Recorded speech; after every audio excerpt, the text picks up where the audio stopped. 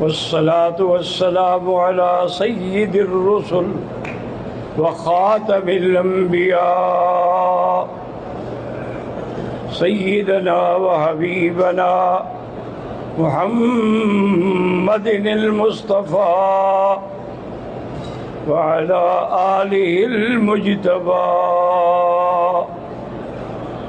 اللهم صل على سيدنا محمد النبي الأمي الهاشمي وعلى آله وأصحابه نجوم الهدى.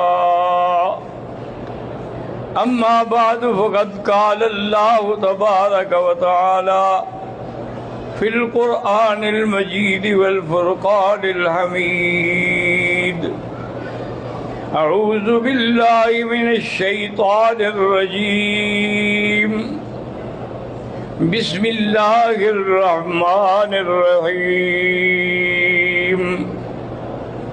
وبشر الصابرين الذين إذا أصابتهم مصيبة قالوا إنا لله وإنا إليه راجعون أولئك عليهم صلوات من ربهم ورحمة فأولئك هم المهتدون. قال النبي صلى الله عليه وسلم: عجبا لأمر المؤمن إن أصابته سراء شكر فله خير وإن أصابته ضراء صبر وله الخير كله، أو كما قال النبي صلى الله عليه وسلم. صدق الله العلي العظيم وصدق رسوله النبي الكريم، ونحن على ذلك لمن الشاهدين ومن الشاكرين، والحمد لله رب العالمين. رب اشرح لي صدري ويسر لي أمري واحلل عقدة من لساني يفقهوا قولي. سبحانك لا علم لنا إلا ما علمتنا إنك أنت العليم الحكيم. برادران اسلام، کل کے موضوع میں تقوی کا بیان تھا اور آج کے موضوع میں صبر اور شکر کا بیان ہے. حضور صلی اللہ علیہ وسلم نے فرمایا کہ مومن کی عجیب شان ہے کہ اگر اس کو خوشی ملے شکر کرتا ہے تب بھی فائدہ، اور اگر مصیبت آئے تو صبر کرتا ہے تب بھی اس کے لیے فائدہ ہے. حضور صلی اللہ علیہ وسلم، آپ کے صحابی حضرت ابن عباس نے اپنے شاگرد عطاء ابن ربیع سے کہا کہ تمہیں جنت کی عورت دکھلاؤں؟ انہوں نے فرمایا ہاں بالکل دکھلائیں. فرمایا کہ هذه المرأة السوداء، یہ کالی عورت جو ہے نا یہ جنتی ہے. اس نے کہا کیسے؟ اس نے کہا کہ حضور صلی اللہ علیہ وسلم کی خدمت میں آئی اور آ کے کہا کہ حضور مجھے مرگی کا دورہ پڑتا ہے، پھر مجھے کوئی اپنا ہوش نہیں ہوتا ہے، تو آپ میرے لیے دعا کریں. حضور نے فرمایا دیکھو بات سنو، اگر تم صبر کرنا چاہتی ہو تو میں دعا کرتا ہوں صبر کے لیے، اور اس کے بدلے میں اللہ تمہیں جنت دیں گے. اور اگر صبر نہیں کر سکتی ہو تو پھر میں دعا کرتا ہوں کہ اللہ آپ کو شفا دے. اور دیکھا حضور میں صبر کروں گی مجھے جنت ملے. حضور سے آخر میں عرض کیا کہ حضور ایک دعا کر دیں کہ مجھے جب دورہ پڑتا ہے تو میرے کپڑے بعض اوقات کھل جاتے ہیں، میں بے پردہ ہو جاتی ہوں، یہ دعا کر دیں کہ مجھے دورہ چاہے پڑے لیکن میں بے پردگی سے بچ جاؤں. تو حضور صلی اللہ علیہ وسلم نے دعا کر دی. تو جب اس نے کہا میں صبر کروں گا تو آپ نے فرمایا یہ جنتی عورت ہے. تو جس کے بارے میں حضور فرماتے ہیں کہ یہ جنتی ہے تو اس میں کوئی شک ہے. اس لیے میں نے تمہیں کہا ہے کہ اگر دیکھنا چاہتے ہو جنت کی عورت تو یہ امراۃ السودا ہے. اور اسی طرح یاد رکھیں کہ مصیبت جو آتی ہے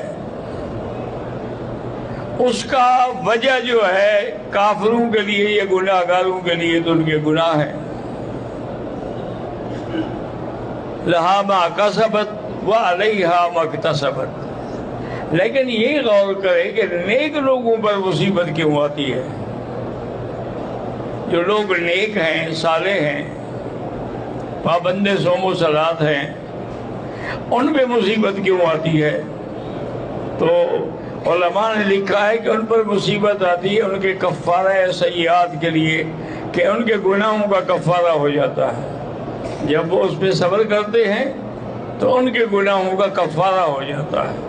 اسی لیے اب آپ دیکھیں کہ انبیاء پر مصیبتیں آئیں، کتنی بڑی بڑی مصیبتیں آئیں، حتیٰ کہ حضور نے فرمایا اشد بلاء الانبیاء الامثل فالامثل، کہ سب سے زیادہ امتحان میں، دکھ میں، تکلیفوں میں انبیاء ہوتے ہیں.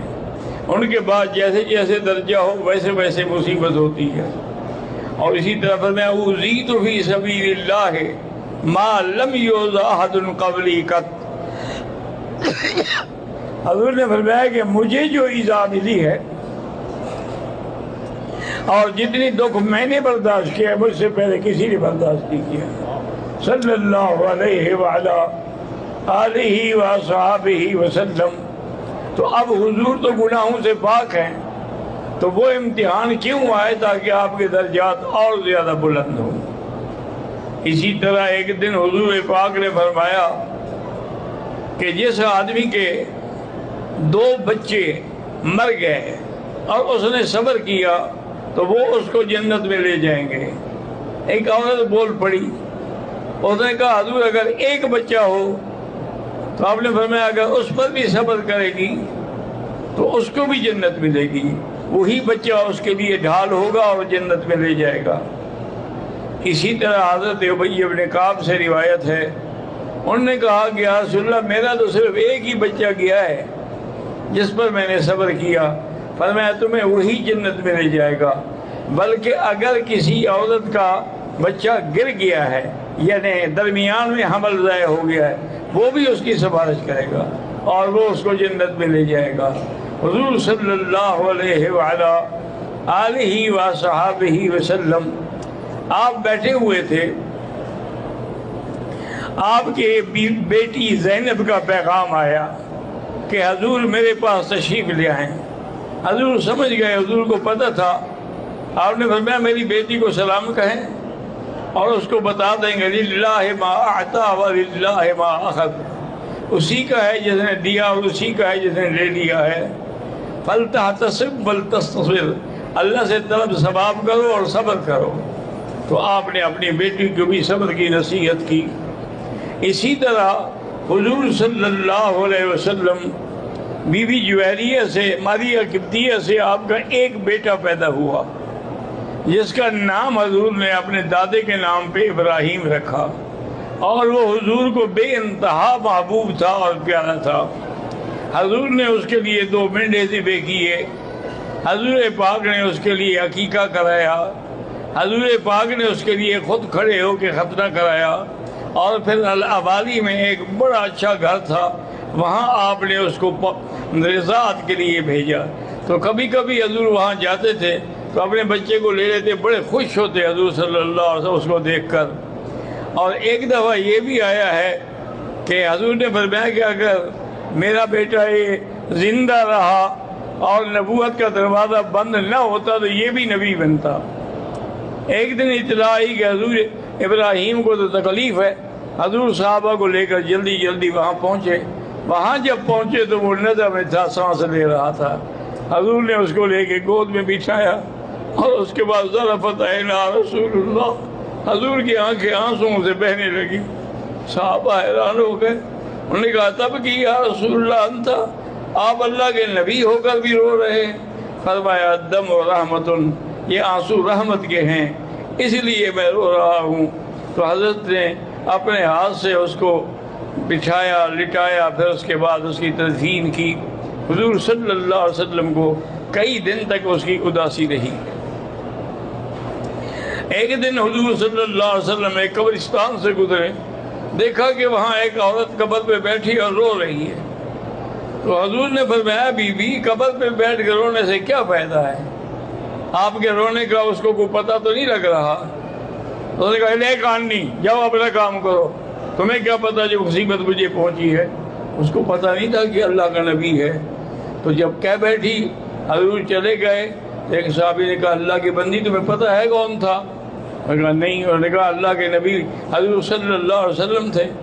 تو انہوں نے فرمایا تھا آپ کو، وہ دوڑتی ہوئی حضور کے گھر آئی کہ حضرت مجھے معاف کر دیں، مجھے پتہ نہیں تھا، اب میں صبر کروں گی۔ اب صبر کا کیا فائدہ ہے؟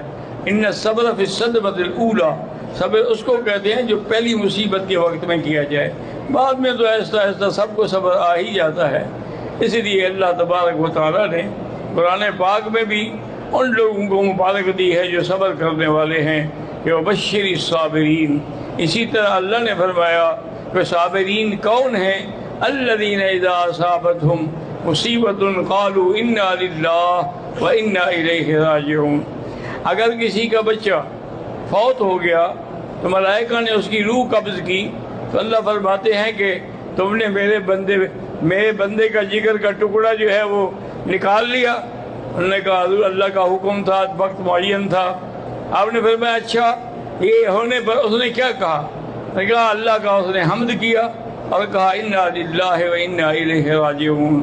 بس اس نے یہ آیت پڑھی اور اللہ کا شکر ادا کیا۔